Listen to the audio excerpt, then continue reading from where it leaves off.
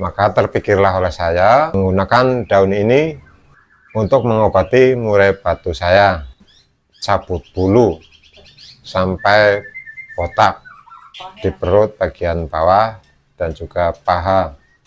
Dengan rebusan daun ini, murai saya sudah berhenti cabut bulu. Penyemprotan ini diusahakan rutin. Waktunya di sore hari, kurang lebih jam 3 atau jam 5 sore. Setelah itu kita angkat dan kita angin-anginkan sampai kering.